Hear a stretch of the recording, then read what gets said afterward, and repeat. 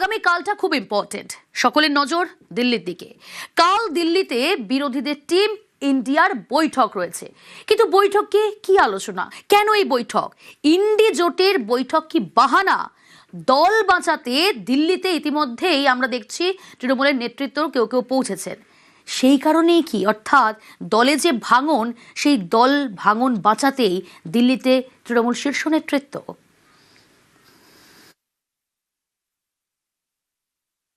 আমরা জানি যে বৈঠক রয়েছে 8ই জুন, ইন্ডি জোটের বৈঠক। তার আগে অভিষেক বন্দ্যোপাধ্যায় দিল্লিতে পৌঁছে গিয়েছেন, মমতা বন্দ্যোপাধ্যায়ও আজ যাচ্ছেন দিল্লিতে।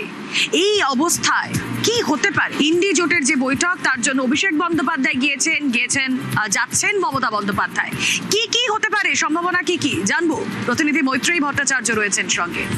দেখো রুমেলা, এখনো পর্যন্ত যেটা জানা যাচ্ছে যে আগামী কালের যে ইন্ডিয়া জোটের যে বৈঠক রয়েছে, সেই বৈঠকে মূলত আগামী দিনে বিরোধীদের কি অবস্থান হবে এবং কিভাবে বিরোধী লড়াই এককাট্টা রাখা যাবে, সেই বিষয় নিয়েই কিন্তু বিস্তারিত আলোচনা হবে। মোট 16টিরও বেশি 16টি বিরোধী দল তাদের যোগ দেওয়ার কথা। ইতিমধ্যেই ডিএমকে তরফ থেকে জানিয়ে দেওয়া হয়েছে যে তারা কংগ্রেসের সঙ্গে তারা নেই এবং এই ইন্ডিয়া অ্যালায়েন্সেও তারা নেই, সেটাও তারা স্পষ্ট করে দিয়েছে। ফলে ডিএমকে ছাড়া বাকি সমস্ত বিরোধী দল আগামীকাল কনস্টিটিউশন ক্লাবে দিল্লিতে বৈঠকে বসতে চলেছে। 2029-এর কথা মূলত মাথায় রেখে তৃণমূল কংগ্রেসের দিল্লি আসা, তাদের আসার পেছনে কিন্তু শুধুমাত্র যে ইন্ডিয়া জোটের বৈঠক রয়েছে তাই নয়, একই সঙ্গে দলের যে সংসদীয় ভাঙনের যে ইঙ্গিত পাওয়া গিয়েছে, সেই ভাঙন রোখারও কিন্তু একটা চেষ্টা রয়েছে বলে একটা সম্ভাবনা এটা তো রয়েছে যে দল বাঁচাতে দিল্লিতে তৃণমূল। মৈত্রী, আরো স্পষ্ট করতে চাইবো মৈত্রী, যে এই ইন্ডি জোটের বৈঠক কি তাহলে একটা বাহানা মাত্র? যেটা আমরা জানতে পারছি যে শুধু তারা যে এখানে ভিজিট করছেন তাই নয়, একেবারে তৃণমূলের সর্বোচ্চ স্তর থেকে সাংসদদের কাছে ফোন করে তাদেরকে তাদের মান ভাঙানো এবং এই ভাঙনটা আটকানোর জন্য সর্বতভাবে চেষ্টা করা হচ্ছে। এই ইন্ডিয়া জোটের বৈঠক শুধুমাত্র বাহানা? আবির রয়েছেন সঙ্গে। আবির, দেখো, যদি বৈঠক করার হতো, মান ভাঙানোর চেষ্টা করার দরকার পড়তো, তাহলে কলকাতাতে যখন কালীঘাটে বিভিন্ন বৈঠকগুলি হচ্ছিল সে সময় ডেকে বৈঠক করতে পারতেন।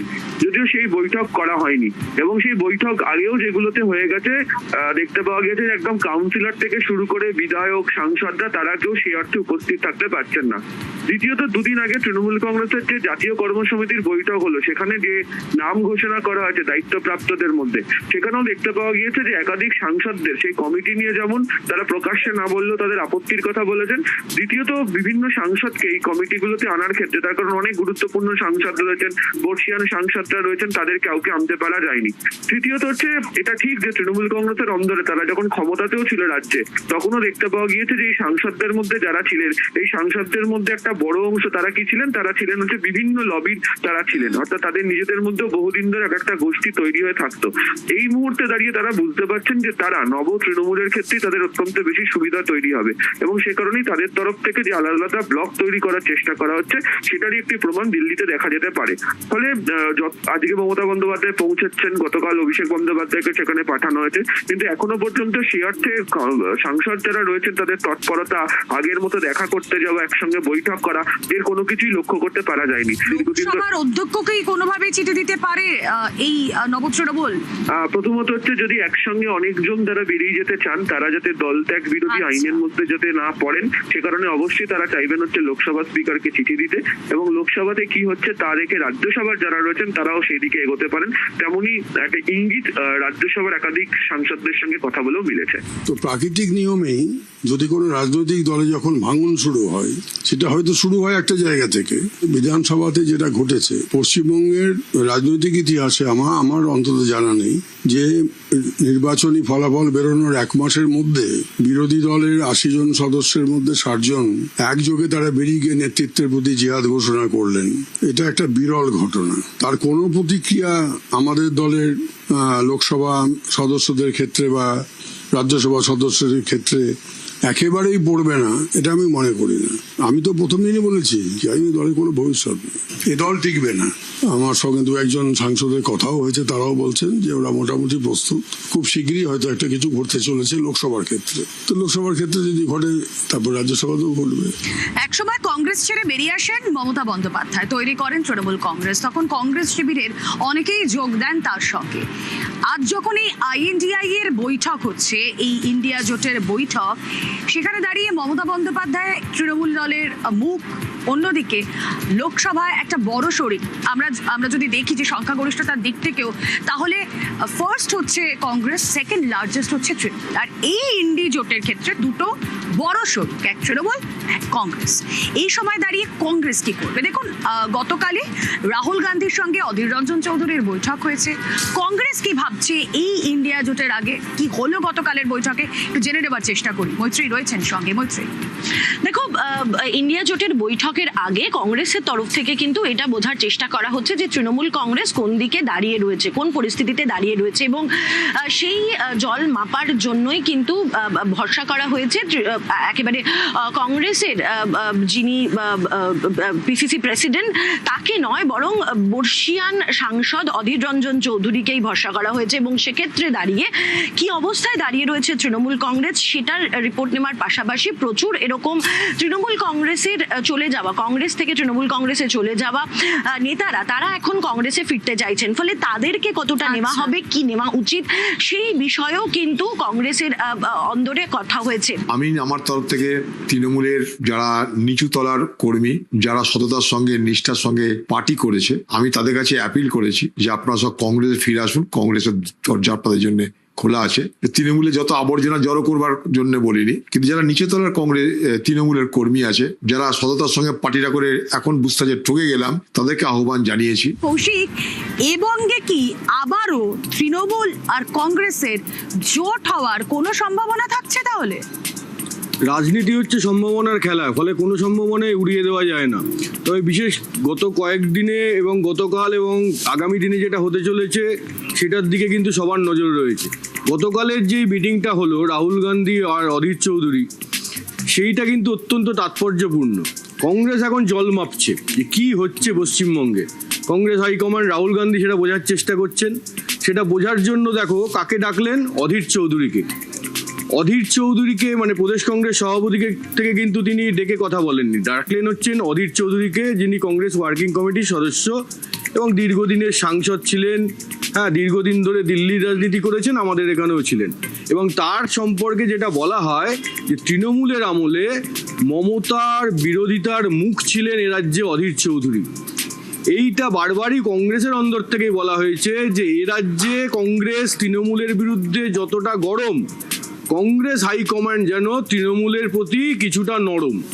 এবং কংগ্রেসের শীর্ষ নেতৃত্বেরও অনেকে মনে করতেন যে অধীর চৌধুরীর এতটা বিরোধিতা না করলেও তিনি পারেন, কারণ জাতীয় রাজনীতিরও একটা অঙ্ক আছে, যেটা কখনোই অধীর চৌধুরী মানতে চাননি। তিনি বারবার বলেছেন যে তৃণমূলের যদি বিরোধিতা করতে না করা যায় তাহলে এ রাজ্যে কংগ্রেসকে টিকিয়ে রাখা কঠিন হয়ে যাবে। সেই অধীর চৌধুরীর কাছ থেকেই কিন্তু এরকম একটা তাৎপর্যপূর্ণ সময় রিপোর্ট নিলেন রাহুল গান্ধী।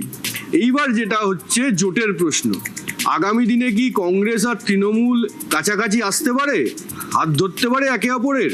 দুটো সম্ভাবনা, হয় কংগ্রেস আর তৃণমূলের জোট হবে অথবা হবে না।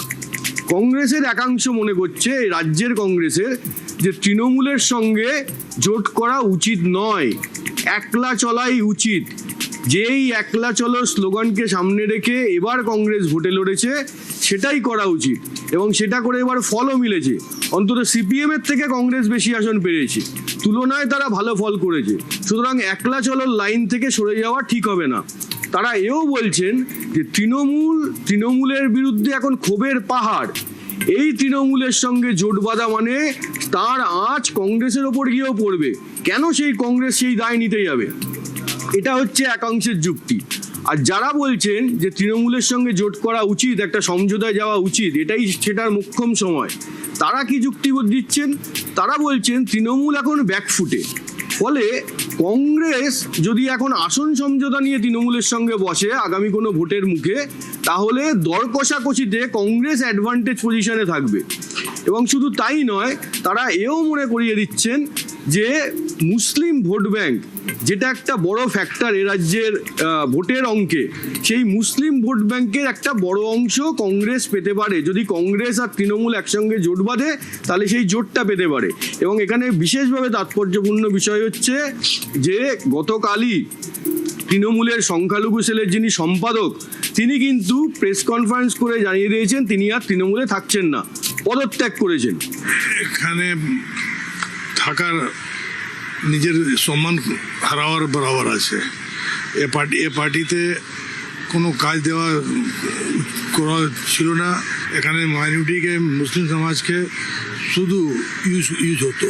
এই জন্যে আমি ডিসিশন নিয়েছি এই পার্টি থেকে আমি রিজাইন দেব। তৃণমূলের একটা দিনের পর দিন একের পর এক ভোটে এই মুসলিম ভোট ব্যাংক তৃণমূলের ছিল বড় ভরসা।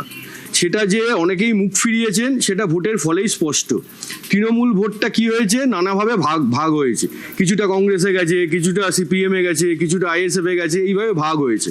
তো সেই ভাগটা এইবার যখন বিজেপির এরকম হয়ে গেছে, তাহলে সেই জায়গাটাকে মুসলিম ভোট ব্যাংকে কারা কনসলিডেট করতে পারে, সেইটা এখন বড় প্রশ্ন। সেইখানেই কংগ্রেসের অনেকে মনে করছেন যে এই বেকায়দায় পড়া তৃণমূলের সঙ্গে যদি এখন সমঝোতা করে নেওয়া যায় তাহলে মুসলিম ভোটের অনেকটাই তারা পেতে পারেন। কিন্তু এই যে কংগ্রেস এবং তৃণমূল যদি জোট হয়ও, সেখানেও একটা কাঁটা রয়েছে।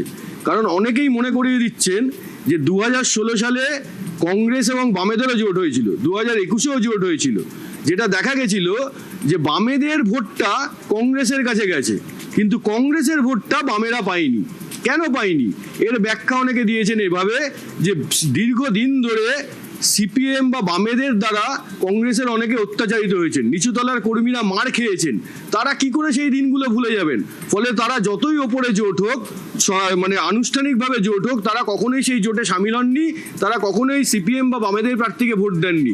সেই একই ফ্যাক্টরটা এবার কাজ করতে পারে তৃণমূলের ক্ষেত্রে। তৃণমূল আর কংগ্রেস জোট হলে কংগ্রেসের বহু নিচুতলার কর্মী আছেন যারা গত 15 বছরে তৃণমূলের হাতে আক্রান্ত হয়েছেন, মার খেয়েছেন, দিনের পর দিন কোণঠাসা অবস্থায় দেখেছেন, ঘর বাড়ি ছেড়ে থাকতে হয়েছে। ওপরতলার নেতারা যতই জোট করুন কংগ্রেস আর তৃণমূলের, সেই জোট কি নিচুতলার কর্মীরা কখনো মেনে নেবেন? নিচুতলার কর্মীরা কি আদৌ কখনো তৃণমূলকে ভোট দেবেন? এই প্রশ্নটাও কিন্তু কংগ্রেস নেতৃত্বকে ভাবাচ্ছে। দিলীপ ঘোষ অত্যন্ত প্রাসঙ্গিক একটা মন্তব্য করছে। দিল্লি যান, কলকাতা যান, কি তাদের সমাধানটা কি হবে?